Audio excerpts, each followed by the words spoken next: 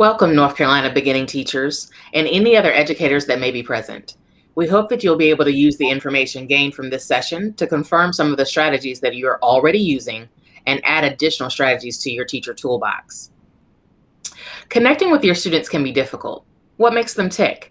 How are they motivated? Do you know some of their likes and dislikes? How do they learn best? There are several powerful ways to elevate your students' voice and to identify the students who need extra help academically, socially, and emotionally. This session is called Making Meaningful Connections with Students, presented by the Union County Public Schools Beginning Teacher Support Team. The Union County Public Schools Beginning Teacher Support Team is led by the wonderful Dr. Lillian Rory, who is the Director of Human Resources Support Services and includes 3 BT coordinators. I am Julie Kohlbrenner. I am Adriane Mingo. And I am Christy Scott. During this session, we will explore just a few strategies to help you make and maintain meaningful connections with your students throughout the school year. We have provided a document to aid in your note-taking. It can be found at the bit.ly, Making Meaningful Connections with Your Students Notes. Please take a moment and type in the bit.ly to make a copy.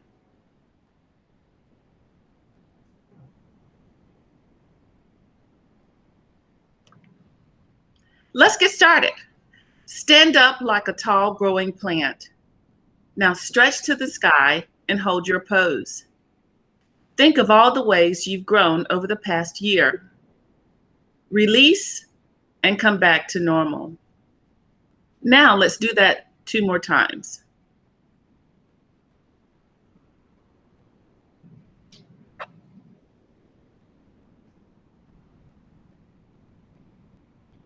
What is a meaningful connection? There is a biological basic human need for meaningful connections. We all have the need to connect to others. We connect with others through common interests, values, experiences, and traits. Think about who you connect with at work. You are more likely to spend time talking with and growing a relationship with the people with whom you have a connection, according to Grapeseed. I know I connect with my colleagues. Dr. Mingo and I connect because we both have husbands who teach high school. Miss Scott and I connect because we both have small dogs. Now let's think about our students. For some students, school is the main place for meaningful connections. So it's important that we make meaningful connections happen at school. Now what can you do? Take notice. Do the small things. You're probably already doing many things without realizing, like noticing a haircut or asking students about their weekend. So get to know your students. Be interested in your students' well-being. Ask them questions about their interests, their likes, dislikes, their hobbies. Listen to them and show you care. Value each student for who they are. Be genuine, be sincere, and be a cheerleader to all.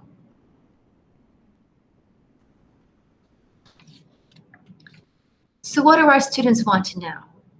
They want to know, do you see me? Do you hear me? Do you understand me? Do you care about me? Really?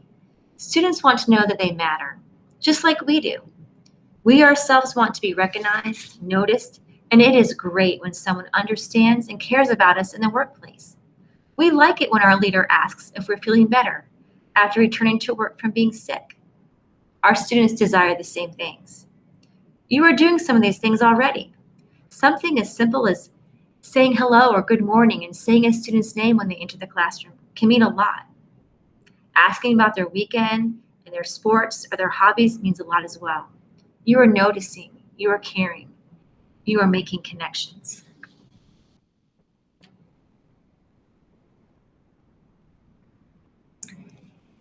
Now we're going to pause in just a moment and we're going to watch a video. The video is called The Power of Relationships in Schools.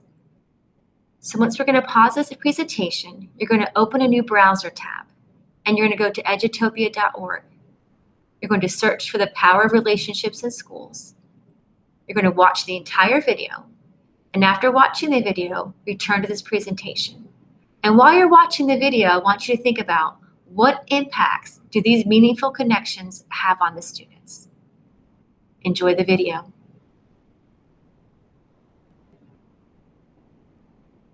Why are connections so important? There's some research that supports the importance of positive connections. John Hattie in Visible Learning says that positive student-teacher relationships have been shown to increase academic achievement. And Adina Clem in Relationships Matter says that it improves students' perceptions of school, education as a whole, and their teacher. It also increases engagement. And Gregory Montalvo in Liking or Disliking the Teacher says that those positive connections provide student motivation and other achievement benefits. Rita Pearson also talks about the importance of connections. She says, every child deserves a champion, an adult who will never give up on them, who understands the power of connection and assists they become the best they can possibly be.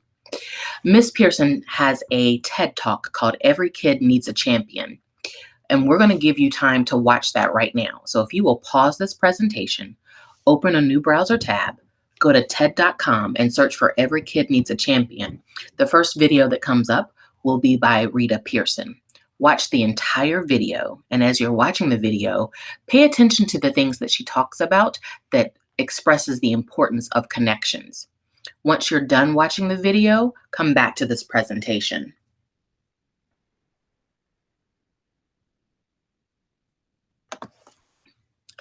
Now that you have watched the fantastic Rita Pearson video, and we've talked a little bit about some of the research that's out there, I want you to take this moment to use your notes page to summarize, why are connections with students so important?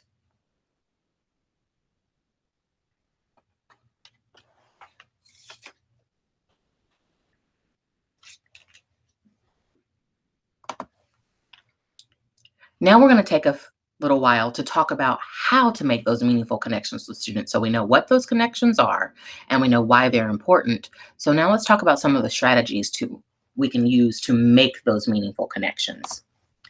The first strategy is understanding your students' appreciation language. So if we look at the quote that's on the screen, if I only have a small amount of time with students, how can I make sure I am building relationships in the most efficient way possible? Ms. Hurt Ashwin pulled that in based off of the research that I'm sure that we're all familiar with the 5 love languages. The 5 love languages research has been adapted by various people for the business world as well as the education world.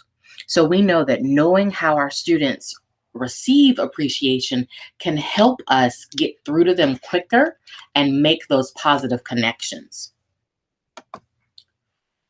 To understand a little bit more about the appreciation languages, it's helpful if you know your own appreciation language, how you receive appreciation the best, or your primary language.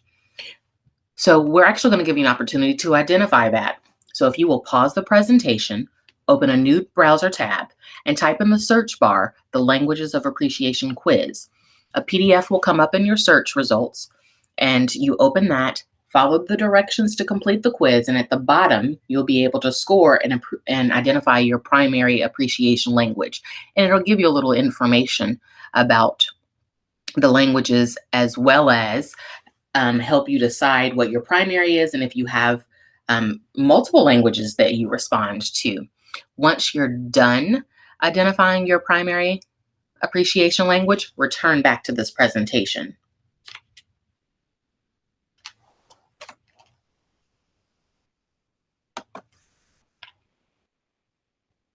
So now that you've identified your primary appreciation language, it's really good to think back and say, is this a confirmation of what I already knew about myself, but now it has a name, or was this a surprise?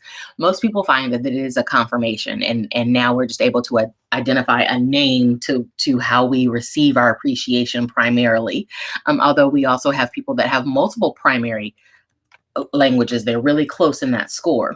So the 4 that we're going to focus on are words of affirmation, quality time, tangible gifts, and acts of service.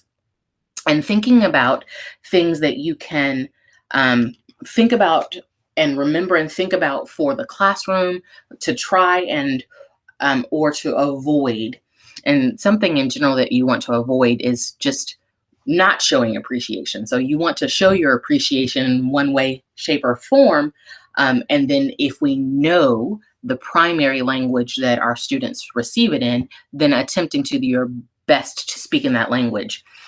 Something to remember is that we do tend to speak in the language that we're most comfortable with. So if I'm primarily quality time, when I'm trying to show my appreciation, I'd probably lean towards using quality time. But I need to be aware that if my students are words of affirmation, that I also use words of affirmation. That does not mean that I would never use the other languages as well with them, but that I also want to make sure that I'm speaking in words of affirmation if that's their primary language. So when you're thinking about the classroom, these languages can be very simple to speak in. We can use some of the simple things that we're already doing. Words of affirmation. Many classrooms might use the caught being good little tokens or certificates, or just the noticing. For quality time, that might be an extra conference a week, or it might be allowing a student to be your lunch buddy. For tangible gifts, that might be stickers, or it might be your school does school points system, or like school bucks or something of that nature. And then for the acts of service, that could be as simple as pulling up next to the student and asking them, how can I help you? What needs to be successful in this? And so there's small things that we do all the time that already speak to students in their language.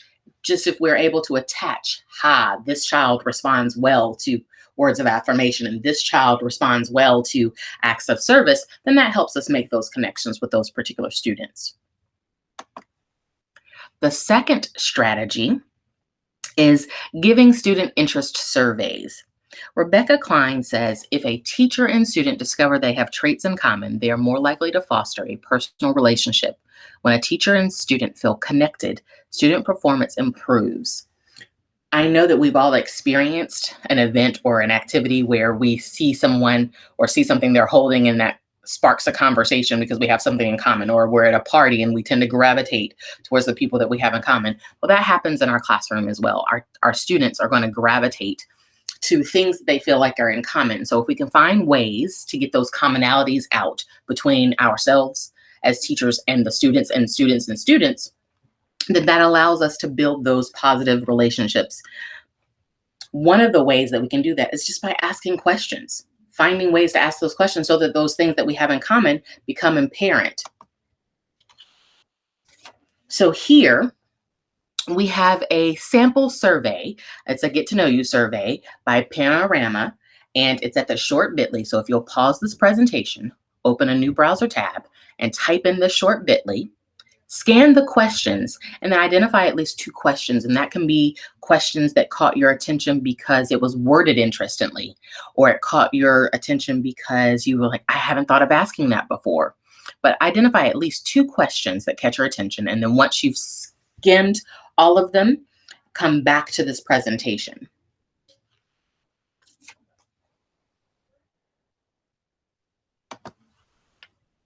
So now that you've had a chance to scan down all of those possible questions that were in that sample survey, and you've identified at least 2, I'm going to give you a second to record those 2 questions on your notes page. And while you're recording, I'm going to mention a couple things to consider. We know that asking those questions is one way to get those commonalities out, and having that in a survey is one format. But what other formats are possible? Could you do it paper pencil like we just saw an example of, or maybe you could do it digitally in a Google form, or perhaps you could even turn it into a game like would you rather? Would you rather McDonald's or Wendy's? Would you rather road trip or flight? Or another version of that is this and that. Also, when you're thinking about these types of questions to get the commonalities out, you definitely want to make sure that you participate in this as well, so that your likes and dislikes and your things that you have come out, so that your kids are able to make that connection with you. You also can think about if the questions are going to be open-ended or if they're going to have choices, like we saw in the sample survey. And then you may find that you have some questions that are better suited to the beginning of the year. And then you'll find some questions that you can ask all year long as sort of like a question of the week or a question of the day or something of that nature, so that you're always working on building those connections and maintaining those connections. So surveys are just one way to get those questions out there. But the idea is find the things that you have in common, and that'll help you make connections with your students. Strategy number 3, increase positive interactions. You cannot get to Bloom's without Maslow, according to Tara Brown, the connection coach. Students need to start with that sense of belonging before they can move up the pyramid. That is where making connections starts. Make time for positive interactions. Make deposits, says Tara Brown, the connection coach. Some kids come to school with withdrawals or negative interactions before they enter the school building.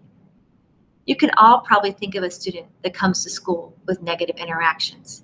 Think about that student and think about how important positive interactions are. Let's make deposits, positive interactions, positive connections.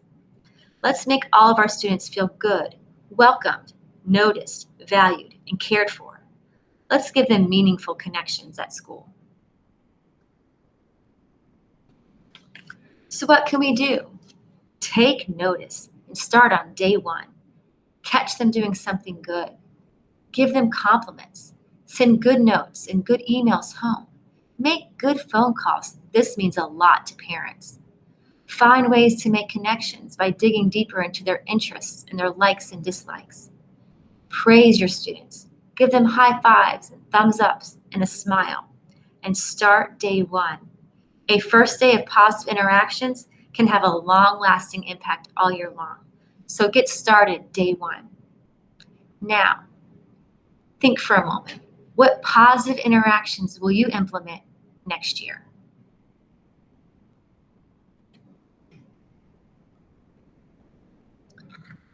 Strategy number 4, allow for non-academic talk time. Non-academic talk time gives students a voice. It lets them know that they matter. It also gives you some insight into who they are and how they think. And it allows for your students to make connections with each other. When you allow for non-academic talk time, you find out what your students' interests are. You find out their likes, their dislikes. And this is how you find ways to connect with your students.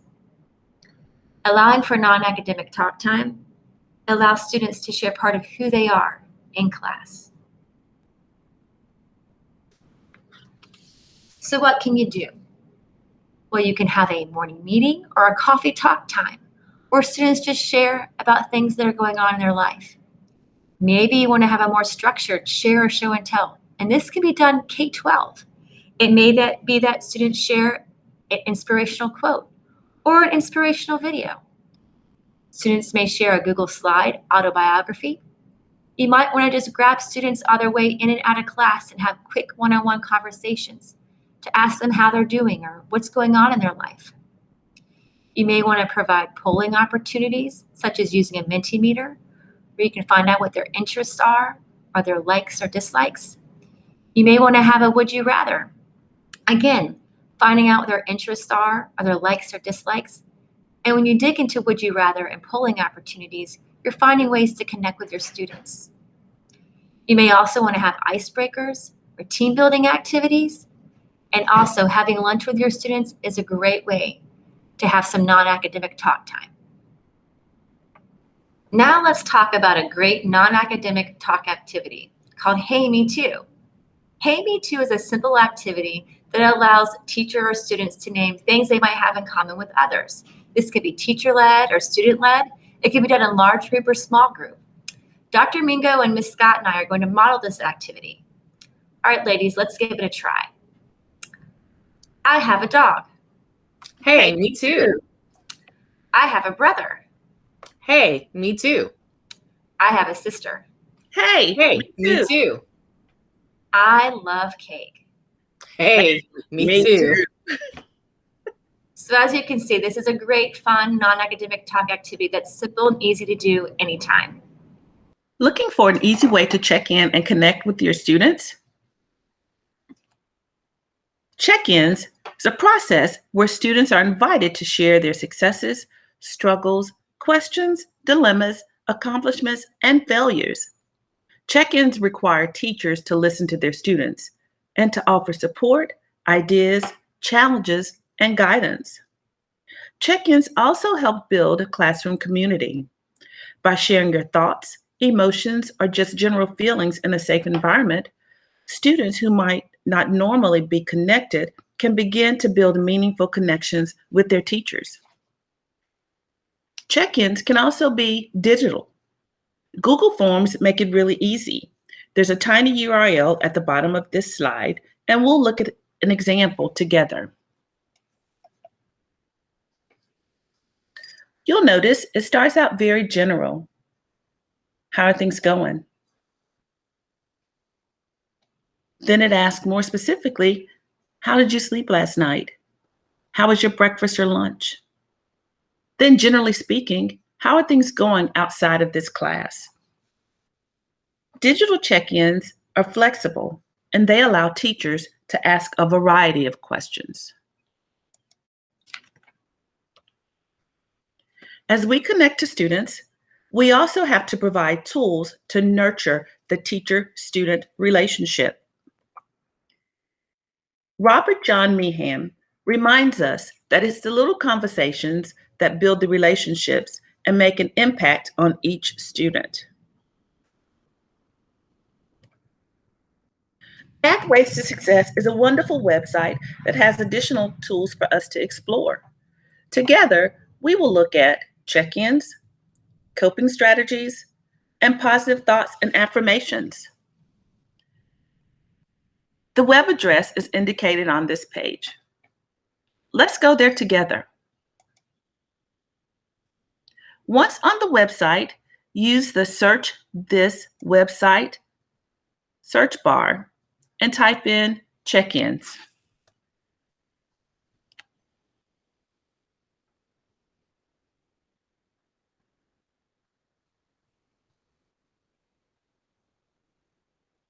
On this page, you'll notice 5 steps for a daily emotional check-in.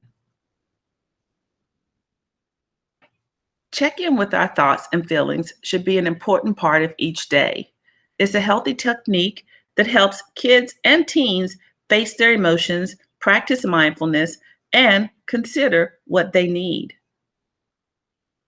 There's a great example that's shared on this particular page that talks about the 5 steps that you can utilize for an emotional check-in. Pasta. Let's look at each of these steps for this check-in. P, pause and breathe for a moment. A, ask yourself how you feel. S, say the emotion words out loud or write them on paper. T, think about your feelings, sit with them, and let them be. A, ask yourself what you need. Say or list what could help you move forward. As you look a little bit further down this particular page of the website, you'll see each step and it gives more detail about each one. Let's keep moving.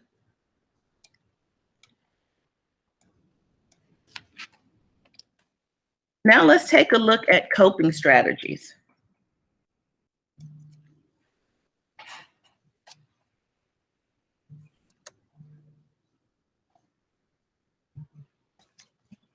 Coping strategies for kids and teens. Coping strategies are the tools we use to manage tough emotions and cope with stress. Oftentimes, this is not a skill that we're born with. So we have to be taught, and it has to be practiced on a regular basis. Strong coping strategies can help make a big difference in how successful students are both inside and outside of school. There are many benefits to teaching coping strategies that our students can use. It builds confidence, it helps manage emotions, it helps improve independence, it helps us manage stress. Coping strategies also help improve behaviors, self-regulation, as well as helping us work through challenges. So practicing coping strategies is critically important to overall development for our students. Other ways that you can practice coping strategies include mindful breathing, exercising and incorporating movement, reading together, listening to music, that's my favorite, mindful coloring, as well as utilizing positive self-talk and practicing gratitude, writing in a journal, and there's so many others. I hope you'll have the opportunity to come back and look at more coping strategies later. The final one on this website that we'll look at is positive affirmation and thoughts.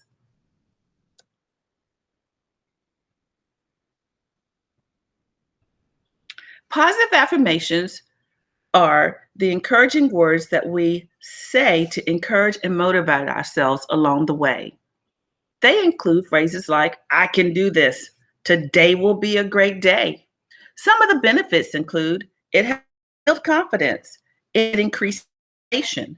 It's also one of our coping strategies and promote self-love. I especially like a lot of the resources and tools provided at the website. I really like the positive affirmations and thoughts sheet here. Again, it gives you examples of what students might say. I matter. My confidence grows when I step out of my comfort zone. I have the power to make my dreams come true. All these are helpful in helping students develop strong self-concepts, as well as helping teachers build meaningful relationships with their students. Again, this website is chock full of ideas around check-ins, coping strategies, and positive affirmations and thoughts. I hope you'll be able to come back here at some point and look at the other resources provided at Pathways to Success. Maintaining relationships with individual students and families is always an important task. Oftentimes, one-on-one conversations are a new responsibility for new teachers.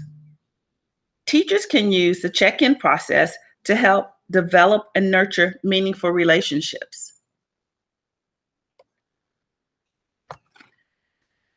Let's do this together. Gratitude. What are some of the things you're thankful for as it relates to your students? Let's sit comfortably in our seats. Breathe in and out. Think about connections you've made with previous students. List 2 of them. You can say them out loud or write them down. Picture them in your mind as you think of them.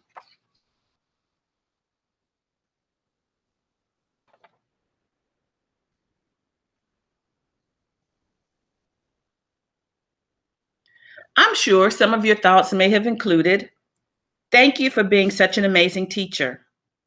Or, I feel so fortunate to have been placed in your class. Your thoughts may include, you have amazed and inspired me daily, and I'm thankful because you're such a wonderful teacher. Or maybe, as a teacher, you have given me tools I've needed to face my future. Thank you for always being a great listener. Developing meaningful connections and relations with students matter. We are trusted adults, and they come to us oftentimes to help them with many of the things that they struggle with in classroom and in general. So as we think about making connections with our students, it's important also for us to be grateful for the connections that we've made over the time that we've spent with them.